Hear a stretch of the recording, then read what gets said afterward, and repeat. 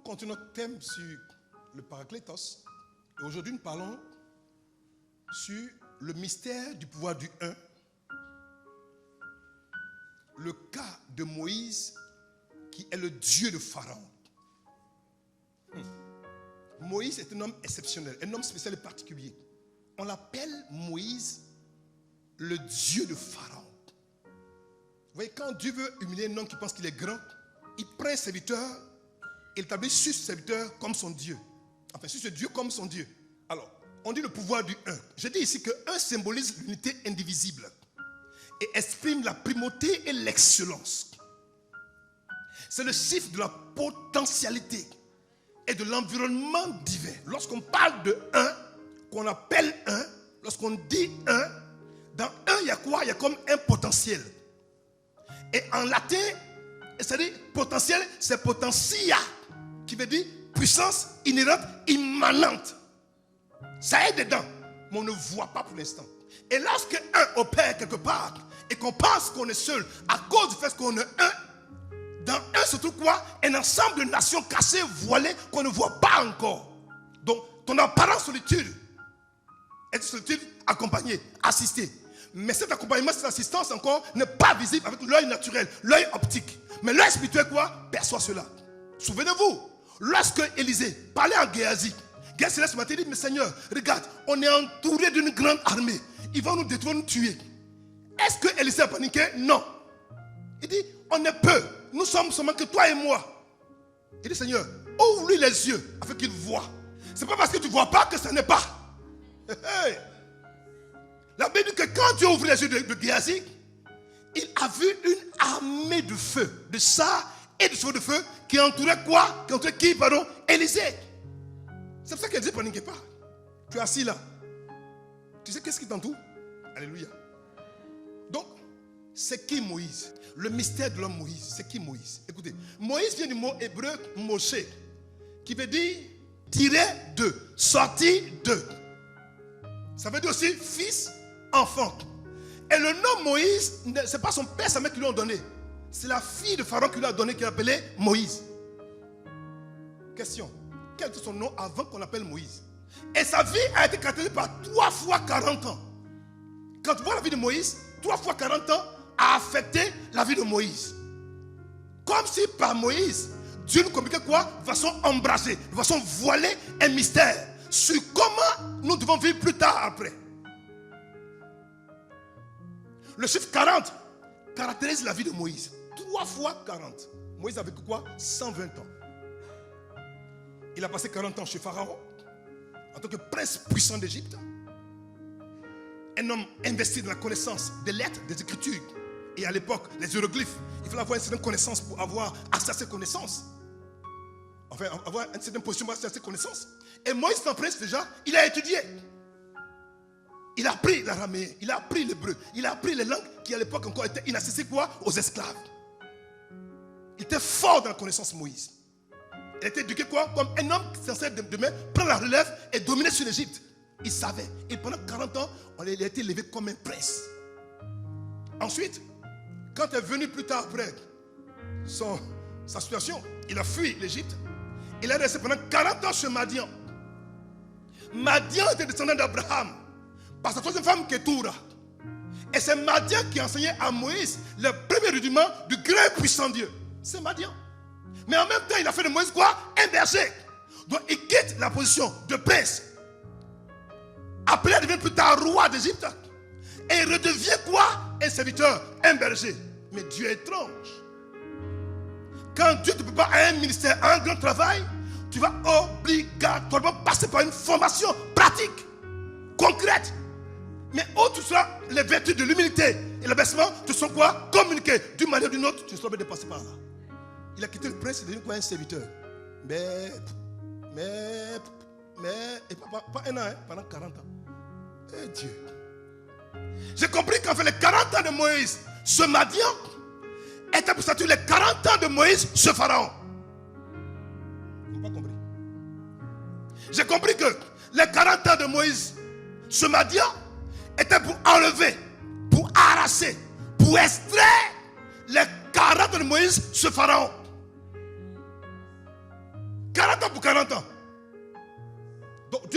40 années de chez Madian, il va renverser 40 années de chez Pharaon. Ensuite, Moïse va mettre aussi 40 ans dans le désert, comme libérateur du peuple d'Israël, comme le grand sauveur. Il va prendre un peuple fort nombreux. La Bible estime que sans les hommes, il s'appelle à peu près 600 000. Donc, sans les femmes et les enfants, il s'appelle à peu près 600 000. Donc, si on met les femmes et les enfants dedans, il faut compter à peu près 3 804 000 d'individus que Moïse a dû gérer. Imaginez-vous un peu. C'est bizarre. Je vous pose une question. Est-ce que Moïse savait cela? Au moment où il était né. Est-ce qu'il le savait? Est-ce que son père le savait? Est-ce que sa mère le savait? Mais qui le savait? Bon, donc, tu ne sais pas ce que Dieu sait te concernant. Donc fais attention. Maintenant, quel est le rapport de Moïse avec le Paraclétos? Est-ce que Moïse a connu le Paraclétos? Oui. Mais selon la forme du Paraclétos, dans le cas de Moïse, était une forme très ombragée, très cachée. Regarde. On va lire un texte. Moïse faisait paître le troupeau de Jéthro, son beau-père, sacrificateur de Madian. Et il mena le troupeau derrière le désert et vint à la montagne de Dieu à Horeb.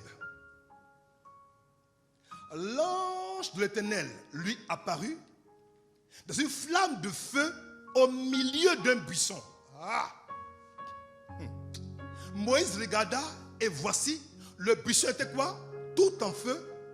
Et le buisson ne se consumait point. Mystère.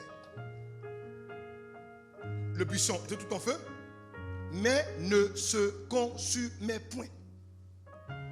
Aujourd'hui, je suis tout en feu, mais je ne me consume pas.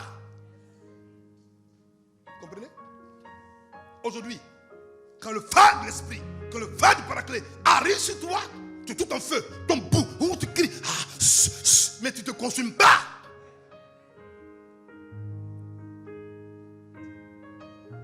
Image, ombre. Image, ombre. Et le Seigneur va faire quoi? Il appela Moïse du milieu du buisson. Où est-ce qu'il vit aujourd'hui? Au milieu de toi, dans ton esprit, en ton cœur.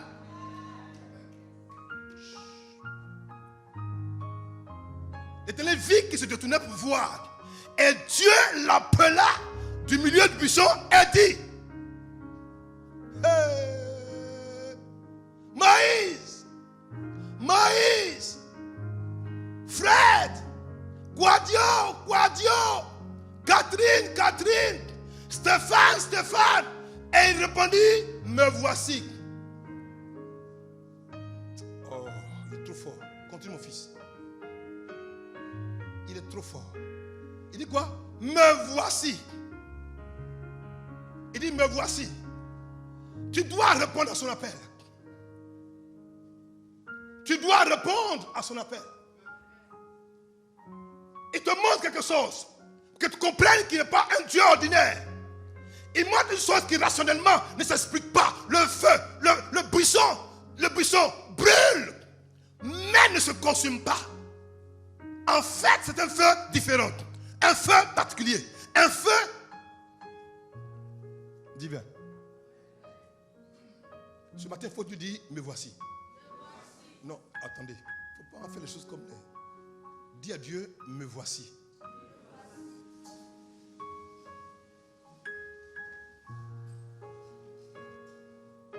Reviens mon fils. Moïse dit: donne-moi Exode 4, verset 1. Exode 4, verset 1. Moïse répondit au Seigneur: mais les Israélites ne voudront pas me croire ni m'obéir. Ils me diront: le Seigneur ne t'est pas apparu. Tu es menteur. Le Seigneur lui demanda: que tiens-tu dans ta main? Oh Dieu. Question comme ça. Moïse répondit: un bâton. Dieu dit: ah bon? Il dit: oui. Moïse, que tiens-tu dans ta main? Moïse dit à Dieu: un bâton. Dieu dit: un bâton? Il dit: certainement oui. Parce que j'étais juste à côté, je regardais, j'observais la scène. Il dit: alors, comme c'est un bâton, jette le bâton à terre. Jette-le à terre. Dis à terre. Moïse obéit. Au moment où Moïse obéit, le bâton se transforme en serpent. Moïse s'en écarta vivement. Elle va commencer à fuir. Question. Depuis toujours, qu'est-ce que Moïse avait dans sa main? Un bâton ou un serpent? Question. Qu'est-ce que Moïse a toujours eu dans sa main? Un bâton ou un serpent? Il y a qui c'est un bâton serpent. Le drame des chrétiens, c'est la non-connaissance de ce qu'ils ont. Et Dieu, par le fait du buisson ardent, qui brûle, parce qu'on ne consume pas déjà, il a révélé les choses que Moïse, depuis longtemps, depuis 40 ans, possédait, mais ça qui prend conscience. Cette relation a été rendue possible à cause de la présence du buisson. Oh. Le buisson est le lieu de la rencontre, mais le lieu de la révélation de la vraie identité de Moïse et du grand Dieu. C'est ça le buisson. Moïse, tu as quoi dans ta main? Il dit c'est un bâton. Tu es sûr? Il dit oui, il dit jette par terre, tu vas voir. Mais boum, il commence à fuir. Ah bon? Le bâton du berger de Moïse, c'était un serpent? Dieu va prendre les choses inutiles, les choses bizarres, les choses qu'on ne considère pas, les choses qui sont folles, les choses qu'on ne regarde pas, les hommes qu'on ne considère pas, les femmes qu'on n'apprécie pas. Il prend et par son toucher divin, il en fait un instrument pour mettre à genoux tout un royaume. J'arrive. Je compte quelque part d'autre. Mais le Seigneur lui dit, ne fuis pas. Avance ta main et saisis-le par la queue. Dans le monde naturel, dans le monde de la nature, quand on va attraper un serpent, la partie qu'on va toucher, c'est la queue. Touche la queue, il fait quoi? Demi-tour, il te met le truc dans le cou. Dieu dit, Moïse. Et Moïse était un berger pendant 40 ans, a dû être instruit par Madian que les serpents, on prend le bâton qu'on appelle le rhabdos, le recette, qu'on utilisait comme un instrument pour pouvoir se déplacer, pour aider les brebis à ne pas se disperser. Il sait qu'on prend ce même bâton aussi pour tuer les serpents qui vont attaquer les brebis. Donc Moïse savait que le bâton, on peut taper les serpents. Donc il savait comment est-ce qu'on gère les serpents. Il sait qu'un serpent, on l'attaque partout sauf dans la queue. Dieu dit par la queue. Dieu lui dit, attrape par la queue. Dis à ton voisin, attrape-le par la queue. Dieu n'agit pas comme les hommes. Sinon, il serait comme un homme. Il dit, Moïse, prends-le par la queue. Mais ce qui est bien, c'est que Moïse a obéi. Pourquoi? Parce qu'il a compris que il ne savait même pas que depuis longtemps, il tenait sa main un serpent. Donc, s'il a tenu un serpent pendant 40 ans, c'est qu'il a dû attraper le serpent par la queue, pendant longtemps, par la tête, tout ça, ça en rend compte. Il le prend quoi? Par la queue. Et au moment où il le prend par la queue, il redevient quoi? Un bâton. Tant que tu ne travailles pas pour Dieu, tu ne verras pas la puissance de Dieu. Tu n'as pas compris, tu n'as pas compris. Tant que tu resteras désœuvré, sans activité, tu ne verras pas Dieu agir. Au moment où il obéit à l'autorité du Créateur, le bâton devient un serpent, le serpent devient un bâton. Aller, retour. Mais à quel moment ça devient un serpent? Quand ça touche la terre. Pourquoi? Tant que c'est en haut, ça ne peut pas être un serpent, c'est un bâton. Ça va? La terre est le support par lequel les animaux ont été créés. Quand tu sépares un objet créé par la terre, tu le mets dans la dimension des airs, il prend une autre forme. Dieu n'habite pas la terre, il habite dans les cieux. Ah! Tant que tu seras un homme charnel, tu seras un serpent. Et si tu es un serpent, tu vas manger la poussière. Hein? Mais si tu t'élèves, que tu prends la hauteur, tu prends nos formes. Tu deviens instrument de... Vous savez que le bâton était instrument de puissance. C'était comme un sceptre d'autorité, de pouvoir et de puissance. Mais tant que tu le mets par terre, ça devient un animal. Parenthèse. Mon fils, continue. C'est pas là-bas que je te conduis. C'était une parenthèse. Avance. Il dit, voilà, le Seigneur dit, voilà de quoi convaincre les Israélites que moi, Dieu, je te suis apparu. Mais je me fais bizarre. Pourquoi est-ce que cette capacité de transformer un bâton serpent peut convaincre un homme? Je me suis dit, mais pourquoi ça va les convaincre? Alors, regardez-moi. Oh! Regardez-moi. Il devait convaincre quoi? Israël, que lui, Dieu, que lui, Moïse, a vu Dieu. Dieu l'a parlé pour dire, il fait de lui le libérateur. Mais il dit, pour qu'il te croie, jette ton bâton, ça a des serpents, prends le ça va venir bâton. Ils vont te croire à partir de ça. Mais mets ta main ton sein, lève, fais sortir, ça sera pur. Il a montré à Moïse 3 signes. Mais pourquoi forcément ce signe? Je me suis demandé, mais pourquoi? Je me suis rendu compte que certainement que, à force d'avoir été longtemps en Égypte, ils étaient convaincus que ceux qui peuvent faire ce genre de choses déjà ont un vrai pouvoir. Ok? Ok? Et ce pouvoir, s'il le voit quelqu'un d'autre qui est leur semblable, le fait, c'est qu'il est comme les hommes qui les dominent. Qui dominaient les Égyptiens. Donc, envoie Moïse faire sa chose déjà pour dire, le Moïse qu'on a vu ici, qui a fui, quand il fuyait, il n'avait rien. Maintenant, il revient maintenant, il a devenu quoi? En guillemets, un magicien. Hassan Gros a dit, mais c'est comme ça qu'ils ont pensé. Donc, ça a fait un destin sérieux. C'est lui qui l'a dit, ils vont courir à cause de ces signes. Et ils ont cru à cause de ces signes. Continue. Exode 4, verset 17. Verset 8 secondes. Regarde. De plus, en plus ce que tu as fait, tu tiendras à la main ce bâton qui te servira à faire des miracles. Regardez-moi. De plus, tu prendras à ta main ce bâton. Ce bâton. Prends-le. Ce bâton te servira à faire des miracles. Je me suis demandé, mais pourquoi Dieu donne un bâton pour faire des miracles? Oh, Dieu, tu es bon. Pourquoi Dieu donne un bâton pour faire des miracles? Et pourquoi faire des miracles? Vous allez voir que plus tard après, quand Moïse va aller avec Aaron devant le Pharaon, Pharaon va lui dire, fais tes miracles, je vais voir. Et le miracle qu'ils vont faire, c'est de jeter quoi? Le bâton par terre. Et ils vont jeter le bâton par terre, puis Pharaon va se moquer de eux, va dire, c'est pour ça que vous dites que vous êtes fort? Jean Bresse, venez. Montrez à Moïse que lui, là, il ne peut rien du tout. Et ceux-là déjà, c'est tellement et assurément que le peuple d'Israël avait déjà eu affaire à ces gens. Ils jettent son bâton par terre, ça devient un serpent. Et on jette le bâton par terre aussi, ça devient aussi des serpents. Serpent contre serpent.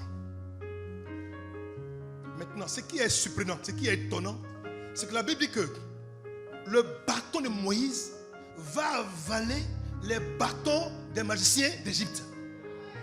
Pas le serpent de Moïse, mais le bâton de Moïse. Ça veut dire que le serpent de Moïse, c'était quoi? Logique. Tu peux me sortir le texte, s'il te plaît? Il faut comprendre. Je compte quelque part. Vous allez comprendre qu'à la limite, souvent on détient le pouvoir de Dieu avec nous, mais on n'en est pas conscient. Je t'amène à prendre conscience. Quand tu vas sortir d'ici là, tu n'auras plus peur. Tu n'auras plus peur. Même ton pain ne peut pas te couvrir là. Il y a un pouvoir dedans. Attends, tu vas comprendre. Attends, tu vas comprendre. Tu peux me sortir le texte? Je continue quand même. Si tu me renvoie ça. Continuons. Exode verset 1. 8 secondes. Regardez. L'Éternel est à Moïse. Vois, Moïse, je te fais Dieu. Moi, Dieu, je te fais Dieu pour Pharaon. Et Aaron, ton frère, sera ton prophète. Toi, tu diras. Hey, et Aaron parlera. Mes enfants, il y a une nuance entre dire et puis parler. Moïse a pris une position haute. Parce que si tu as un bâton qui fait des miracles, tu prends la position de Dieu. Vous savez que le mot miracle est attaché à Dieu et à Christ. Allez taper sur Google, vous allez voir. Le mot miracle, quand on dit miracle là, ça va toujours à Jésus-Christ de Nazareth. C'est-à-dire à Dieu. Donc là où il y a miracle, il y a forcément Dieu. Donc si tu as un bâton qui fait des miracles, en fait, tu es devenu Dieu. Donc, mais tu es Dieu pour qui? Pharaon. Il dit, toi Moïse, tu vas dire, puis Aaron va parler. Oh, dis je dis. Dis je dis. Regarde-moi. Arrête de pleurnicher, de pleurer, t'inquiéter. Commence à dire. Tu as trop parlé, commence à dire. Il ne va pas compris. Arrête de parler. Tu as parlé jusqu'à ce que ça ne va pas changer. Commence à dire. Dire, c'est donner quoi? Une parole de pouvoir, une parole d'autorité. Je dis qu'à partir de maintenant, je ne serai pas malade toute l'année 2022 au nom de Jésus. Ça c'est dire. C'est dire. C'est pas parler, c'est dire. Parler c'est tu es ma soeur là, non, tu es ma copine là, non, elle est mauvaise. Ça c'est parler. Celui qui parle rapporte les dires de ce que Dieu dit. Il rapporte. C'est pour ça qu'on parle le prophète, le porte-parole. Il porte la parole. Mais pour porter une parole, il faut avoir que cette parole ait été d'abord dite. Tu la reçois et ensuite tu la parles. Quand tu prends la Bible, que tu la lis, alors, avant de la parler, là, il faut d'abord la dire. Si tu la lis, que Dieu, le Seigneur te parle déjà, prends cette parole déjà et déclare-la. C'est là c'est tout le mystère. Suis-moi.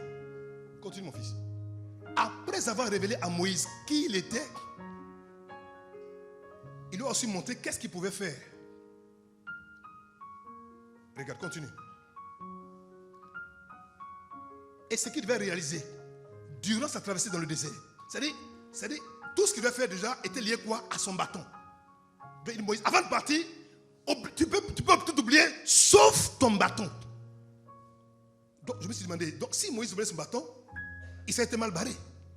Tout un peuple de près de 5 millions d'individus, leur sort était lié quoi? À un bâton.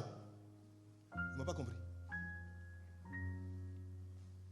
Tout le sort de toute une nation, son sort, leur suivi, leur nourriture, tout ce qu'ils sont était lié quoi? À un bâton. Un seul bâton.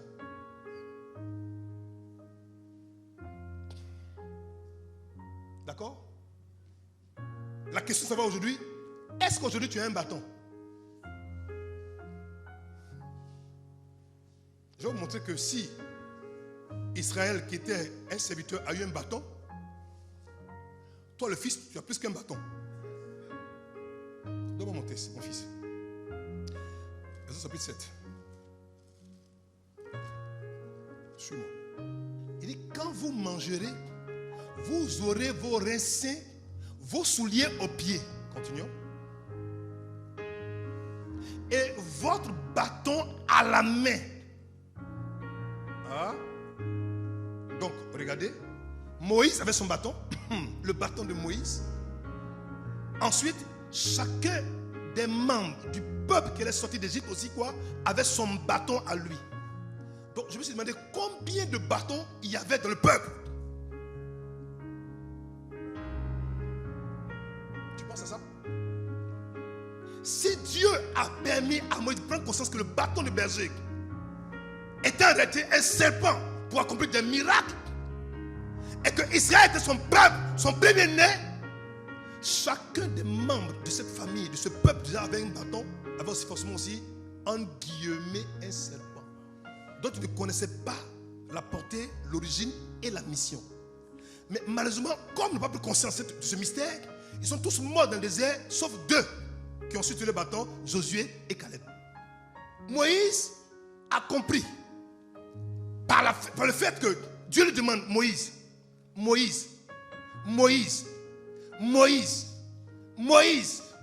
reviens, Exode 3, verset 9 à 12. Moïse, il va lui poser une question qui m'a choqué. Et c'est là que je te conduis. Exode 3, verset 9 à 12, version Martin. Et maintenant, voici le cri des enfants d'Israël est parvenu à moi. Continuons. Et j'ai vu aussi l'oppression des Égyptiens les opprime. Continuons. Maintenant donc viens et je t'enverrai vers Pharaon et tu retireras mon peuple, les enfants d'Israël, hors d'Égypte. Tu retireras hors d'Égypte. Moi seul, il dit oui, toi Moïse. Il prend un seul homme, il dit tu vas sauver quoi? Tout un peuple. Et Moïse répondit à Dieu, qui suis-je moi? Qui suis-je moi pour aller vers Pharaon et pour retirer d'Égypte, les enfants d'Israël? Qui suis-je moi? Moïse ne se connaissait pas. Il ne connaissait pas son identité. Qui suis-je moi? Qui suis-je? Qui suis-je moi? Qui suis-je moi? Qui es-tu?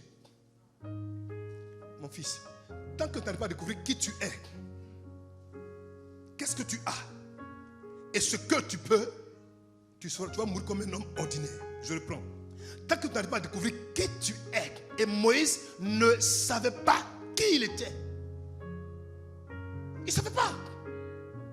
Il dit, qui suis-je moi? Pourtant, depuis le jour où il a été épargné de façon miraculeuse, alors que tous les personnages ont été tués, offerts à la divinité, Osiris, la mer du Nil, Moïse a échappé. Parce que Dieu avait nos projets pour lui. Écoutez, je vais vous dire une seule chose. Le jour qu'il est né déjà, il était déjà le libérateur de l'Égypte. Depuis le jour qu'il était né. Mais son père, sa mère ne le savait pas. C'est vrai que l'enfant que tu as aujourd'hui là, quel que soit le contexte dans lequel tu l'as eu déjà, il ne faut pas le maltraiter. Tu ne sais pas s'il recèle en lui, ce qu'il cache en lui. Tu ne sais pas. Écoute, tant que tu n'arrives pas à démontrer, à trouver qui tu es vraiment, si tu ne te goûtes pas qui tu es vraiment, tu mourras tel que tu es maintenant. Donc, ton devoir est de savoir qui je suis. Et vous savez, dans le monde spirituel, l'ignorance n'est pas une excuse. Et on paye l'ignorance cash, très cher. Tu dois savoir qui tu es, qu'est-ce que tu as en toi, et qu'est-ce que tu peux faire. Parce que tu as et qui tu es. Qui suis-je? Qu'est-ce que je possède? Qu'est-ce que je peux accomplir? Ces trois questions, tu dois les répondre. Si tu ne pas ces trois questions, tu passes dans la vie comme ça, comme un homme ordinaire. Tu mourrais comme un homme ordinaire. Il dit à Moïse, Moïse dit, mais qui suis-je, Seigneur? Il dit, je vais te révéler qui tu es. Dans cet enfant, c'est trouvé d'abord le prince d'Israël, le prince d'Égypte. Ce prince d'Égypte est devenu après le berger de Madian. Dans ce berger de Madian se trouvait vraiment quoi? Le libérateur d'Israël. Dans le libérateur d'Israël se trouvait quoi? Le grand prophète. Le grand prophète se trouvait qui encore? Le grand législateur. Vous voyez, en lui, en chacune des identités qu'il arrivait vraiment à découvrir et à réaliser, se trouvait cacher une autre identité qui vient encore un peu plus tard. À la fin, il est mort comme un grand libérateur, mais qui est mort sans entrer quoi? Dans sa promesse. Mais regardez-moi une chose. Il n'est pas entré dans l'ancienne alliance, mais il est entré quoi? Dans la nouvelle alliance. Ils n'ont pas compris. Je reprends. J'ai dit, quand il a dit à Dieu, mais qui suis-je, Seigneur, pour m'envoyer pour libérer Israël? Il dit, je te dis qui tu es. Je t'ai choisi toi pour libérer toute Israël de l'Égypte. Quoi, l'Égypte? Je les connais. C'est des tueurs. Il dit non. J'ai fait de toi quoi? Dieu pour Pharaon. Et Aaron sera ton prophète. Tu vas dire, il va parler. Donc prends ton bâton, donne-le maintenant à Aaron. Le bâton de Dieu, qui est le bâton de Moïse, et doit appeler le bâton de quoi? De Aaron. Le même bâton a eu trois identités. Ça va? Tu me comprends? Mais pourquoi le bâton? Le bâton en grec se dit rhabdos. Et en hébreu, shebet. Shebet est quoi? Le bâton d'autorité qui est l'instrument par lequel on témoigne du pouvoir suprême d'un homme établi en autorité. Et tous les hommes de pouvoir, dans l'armée ou partout déjà, ont des bâtons quoi? D'autorité. Et Moïse avait aussi quoi? Un shebet.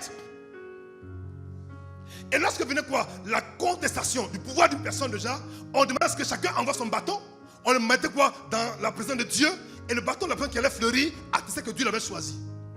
Il est arrivé à un moment donné où Israël avait commencé à contester que Lévi n'était pas le peuple qui devait quoi? Avoir raison de conduire Israël. Il se plaignait. Dieu dit à Moïse, dis à tous les princes d'Israël d'envoyer chacun un bâton. Et tague sur le bâton leur nom. Le bâton de Judas, le bâton de Siméon, le bâton de Lévi, eux tous le bâton. Il dit, mets ça devant moi. Et en un seul jour, le bâton de Aaron avait fleuri, mûri, avait donné des amandes. En un seul jour. Un bâton a fleuri, ça donne des fruits. Mais c'est quoi le bâton? Le bâton est l'instrument pour faire quoi? Des miracles. Mais aujourd'hui, qu'est-ce qui fait les miracles? Enfin, qui fait des miracles? Qui fait les miracles aujourd'hui? Qui fait des miracles aujourd'hui? Donc en fait, le bâton dans l'ancienne alliance, au temps de Aaron, au temps de Moïse, était l'instrument extérieur pour dire à Israël que plus tard, de même que tout enfant qui est sorti de l'Égypte avait un bâton, donc avait potentiellement quelque chose dont Dieu allait se servir pour accomplir votre destinée. Seulement qu'il y a des hommes qui ont utilisé le bâton, d'autres n'ont pas utilisé, alors ils sont morts dans le désert pour n'avoir pas utilisé quoi? Le bâton. Ils sont morts dans le désert. Chrétiens, qu'est-ce qui a empêché Moïse d'entrer à Canaan? Le même bâton. Le bâton qu'il a fait sortir, qui avait la mer rouge, c'est le même bâton qui l'a empêché d'entrer à Canaan. Ce bâton avait quoi de particulier? Parce que il dit, Moïse, parce que tu as fait ça, tu verras Canaan, mais tu n'entreras pas à Canaan. Tu verras, tu observeras, tu apercevras, mais tu n'entreras pas à Canaan parce que Moïse, tu as pris le bâton, tu as frappé 2 fois le rocher, bam bam. Le même bâton qui a aidé, qui a ouvert, qui a sauvé, qui a donné à boire, qui a guéri, le même bâton a empêché d'entrer. Donc ce bâton, quel est son impact dans le spirituel? Quel est son rôle? Quel est le mystère? Quelle est la vérité? Quelle est la carrure que ce bâton porte? Il doit faire quoi? Attention à ce bâton. Il doit le garder quoi? Jalousement. Il symbolise l'ancienne alliance. Dans l'ancienne alliance, la puissance, la présence de Dieu, le Saint-Esprit. Ce bâton se déployait. Quand Moïse levait son bâton, Dieu se manifestait. La nuit, il y avait une colonne de feu et la journée, une colonne de nuée. Et c'est au milieu du feu que Dieu se révélait et parlait. En fait, quand le bâton est levé, ça veut dire qu'on doit bouger. On marche. Et la nuit, on marche avec le feu pour nous réchauffer. Et la journée, on marche avec la colonne pour nous préserver quoi? De la chaleur. En fait, ce que ça passe, que la colonne de nuée, c'était une protection contre la chaleur. Ça couvrait le peuple. Parce que c'était énorme. Donc quand le soleil frappe, ça fait que ça fait un ombrage. On dit comme ça? On a un ombrage? C'est français? Un ombrage, c'est ça? Bon, ça faisait ombre. Français est trop compliqué. Donc ça faisait une ombre comme ça, comme ça sur le peuple, si bien que le soleil qui venait ne le frappait pas pour ne pas qu'il soit marqué par le soleil. Donc l'ombre est le symbole de la présence de l'esprit. Qu'est-ce qu'il a été dit à Marie? Il dit, le Saint-Esprit viendra et te couvrira de... La nuit, quand il y a le feu, la nuit, il y a quoi? Il y a toujours une ombre, non? Quand le feu là, qu'on a le noir, il y a le feu là, il y a une ombre. Cette ombre là a été la présence cachée de l'esprit. Donc la matérialisation de la main de Moïse était quoi? Le chébet, le rabdon, c'est-à-dire quoi? Le bâton. En fait, tu es assise là, tu as un bâton dont tu ignores la réalité, la présence. Mais tu ne t'en sers pas. Tu attends que moi, mon bâton, je le prenne pour agir pour toi. Ah! Pourtant, tu as ton bâton à toi. Dis, j'ai mon bâton. Non, dis-le avec conviction. Non, dis-le bien. Exode 14, c'est 13 à 16. Exode 14. Moïse répondit au peuple, ne craignez rien. Ah bon? Et regardez la délivrance que l'Éternel va vous accorder en ce jour. Sur quoi Moïse comptait? Son bâton. Question. Est-ce que Moïse avait déjà entendu qu'un bâton avait ouvert la mer? Mais sur quoi Moïse était fondé pour croire que c'était possible?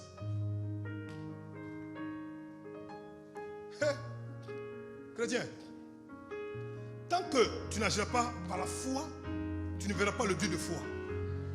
Il ne m'a pas compris. Je reprends. Je continue, on va lire le texte. L'Éternel combattra pour vous et vous gardez le silence. Moïse, on ne peut pas garder le silence. On ne peut pas. Dieu dit à Israël, mais Moïse, mais pourquoi ce cri? Et puis Moïse dit, et vous gardez le silence. Quoi? Derrière, Pharaon arrive. On a pris leur or. On a pris leurs bijoux, leur argent, on a tout pris. On les a dépouillés. On a pris leurs serviteurs, leurs servantes. On a tout pris. Il ne faut pas crier. Ils arrivent comme comme ça. Et devant nous, il y a la mer rouge. Et puis Moïse dit quoi? Et vous gardez le silence. Mon fils, garde le silence. Ma fille, garde le silence. Emma, garde le silence. Peu importe l'ennemi qui te talonne, qui vient pour te tuer, n'aie pas peur. Garde le silence. Parce que ton Dieu combattra pour toi. garde le silence. Papa, vraiment pardon, je te respecte, mais au-delà, je n'ai pas gardé le silence. Ils sont déjà à 50 mètres, ils sont à 30 mètres, ils sont à 20 mètres, ils sont à 15 mètres, ils sont à 10 mètres.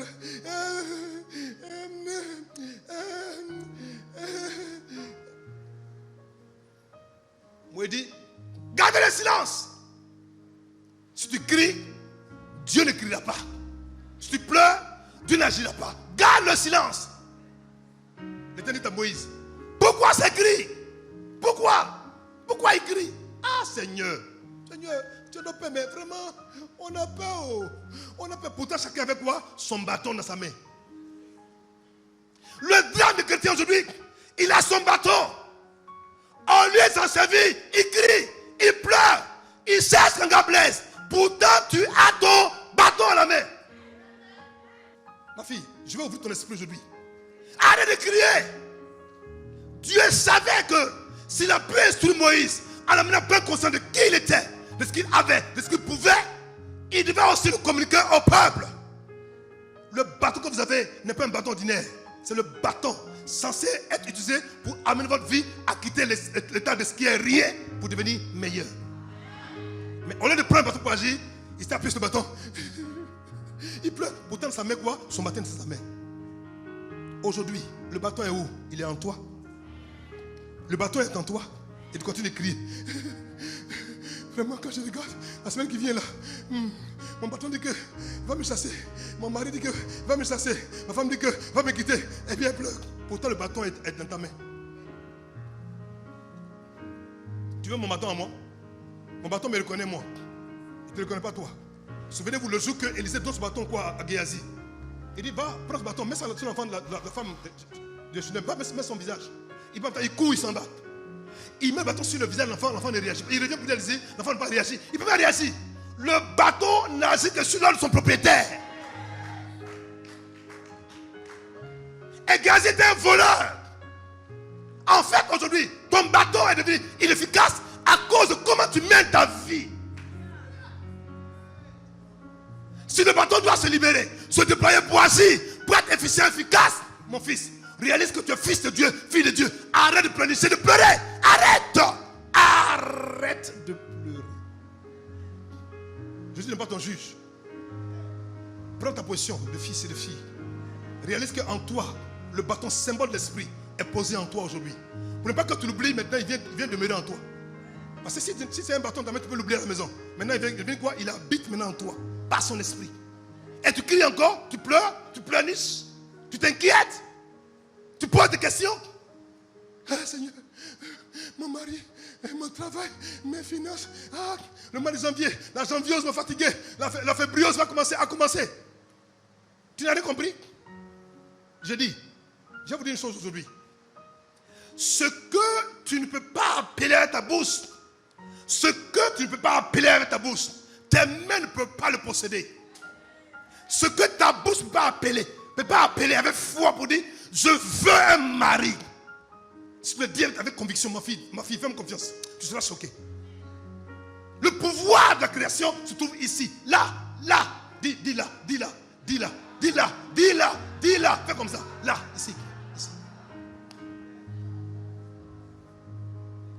Au lieu de crier, dis. Au lieu de pleurer, dis. Au lieu de pleurnicher, dis. Au lieu de t'inquiéter, dis. Au lieu de te tourmenter, dis. Dis, oh, dis. Regardez. Il dit, Dieu dit à l'Éternel, Dieu dit à Moïse, pardon, parle au son d'Israël et qu'il marche. Mon Dieu, qu'il marche.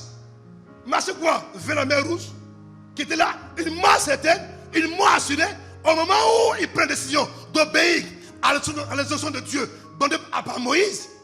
Il va avoir confrontation entre la mer et des hommes et des femmes de foi. Écoute-moi. Ce que tu ne peux confronter, tu ne peux non plus le surmonter. J'ai parlé français. Ce que tu ne peux confronter, accepter quoi? D'affronter. Tu peux non plus quoi? Le surmonter. Tu veux surmonter? Alors confronte-le. Ce problème t'a assez tourmenté, t'a assez oppressé, t'a assez effrayé, t'a assez inquiété. Dieu a posé en toi un bâton. Que disent? Une présence. Que disent? Sa présence.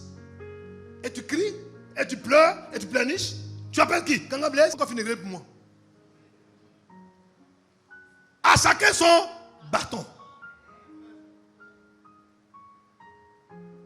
Maintenant il dit, toi, oh, j'aime le frère. Il dit, toi, lève ta verge.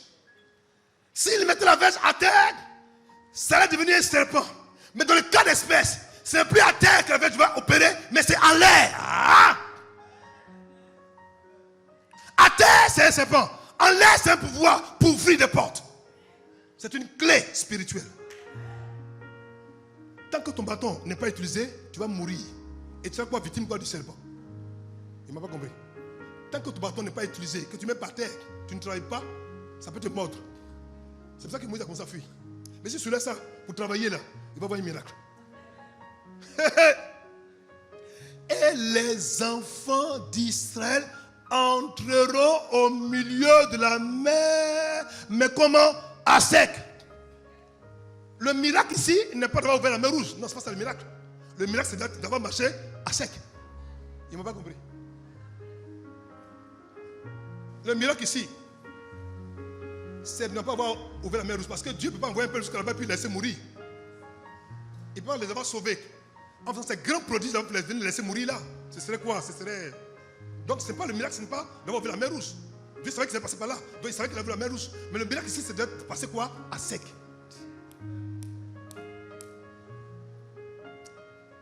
Vous savez pourquoi ils sont passés à sec? Si c'était passé avec la poussière, l'esprit de l'Égypte allait le suivre encore là-bas à Canaan.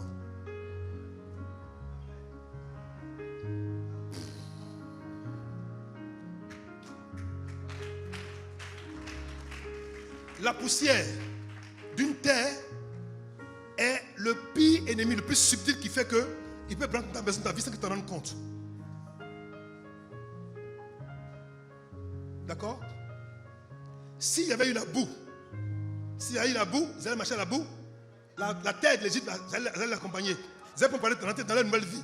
C'est-à-dire qu'ils sont partis parce que l'être humain est construit de quoi? De terre, donc de boue. Mais Dieu s'est rendu qu'il passe quoi? À sec. C'est pour dire que la terre d'Israël là, c'est fini avec ça. C'est terminé. C'est abandon. Terminé. Il met un terme. Et encore à sec parce que qu'est-ce qui était le pire ennemi d'Israël? Et le plus puissant allié de l'Égypte, c'est quoi? Le Nil. Le Nil était quoi? Une divinité. Dont la terre principale était quoi? Osiris. Dans le Nil se trouvait quoi? Un démon appelé quoi? Le Léviathan. Le fait de passer en quoi? C'est pour dire que plus jamais le pouvoir de Nil va nous affecter. On est libéré de celui-là. On est libéré complètement. On est libéré. Mes enfants, je vous en prie. Écoutez, souvent on voit les petites choses que Dieu fait. On respecte que des petites choses. Il y a un mystère qui est caché. Fais attention à là où tu marches et à comment tu marches. Ils ont vu la mer s'ouvrir. Comme ça. Et puis ils sont passés. Et chacun avait son bâton dans sa main. Puis son bâton dans sa main, puis ils s'en vont. Pourtant, eux aussi avaient le même bâton pour ouvrir la même main. Ils sont passés avec ça. Arrivés aux abords de Canaan, c'est parce que le bâton ne va plus opérer. C'est ça quoi? Le pied. Ils arrivent aux abords de Canaan, aux abords. Moïse est mort. Le peuple dit à Moïse, à Josué, tu as dit beaucoup, tu dis que tu es un grand homme de Dieu. Aujourd'hui, on va voir si tu as vu Moïse là. Qui est plus fort que son camarade? Peut-être que on va le bâton de Moïse, on va chercher ça pour voir si on trouve ça, ça va t'aider. Aaron est mort, Moïse est mort. Josué dit, mais comment j'ai fait ça? Il va le faire quoi? Il va les prier. Au moins, il va prier, il va rencontrer un homme mystérieux qui a son épée nue à la main. Il dit, mais toi là, tu es avec nous ou tu es contre nous? Il dit, non, je suis le chef de l'armée de Dieu. Il se met en genoux, il lui parle. Il dit, tu sais quoi? Vous allez traverser le Jourdain et puis maintenant vous allez faire le tour de Jéricho. Il dit, mais entre ces Jourdain, avec quoi? Il n'y a pas de pirogue. Mais si on prend un pirogue, on va mettre des mois pour traverser parce qu'on est nombreux. Il dit, non, prenez l'arche. Et quand ils vont mettre le pied, quand ils vont mettre le pied dans le Jourdain, ça va s'ouvrir. Au départ, le bâton était par la main. C'est pas si maintenant, c'est par le pied. Pourquoi? Parce qu'il fallait maintenant posséder le territoire. au moment où vous arrivez devant le Jourdain, c'est encore une autre eau. Et vous savez que dans le monde spirituel, les eaux se communiquent entre elles. C'est-à-dire que la mer Rouge et le Jourdain se communiquent entre eux dans le monde spirituel. Donc il faut aussi qu'ils passent encore quoi? À sec.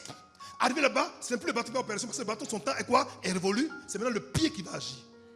Il pose le pied comme ça dans le Jourdain, boum, ça se fait aussi quoi? Voum. Ils sont tous passés aussi quoi? À sec. Mais avant de partir, Jésus l'a dit, prenez 12 pierres dans le lit du fleuve, mettez-la sur la berge, prenez 12 pierres dans la berge, mettez-la dans le lit du fleuve. Ça c'est pour un autre jour. Pierre contre pierre. Que Dieu vous bénisse.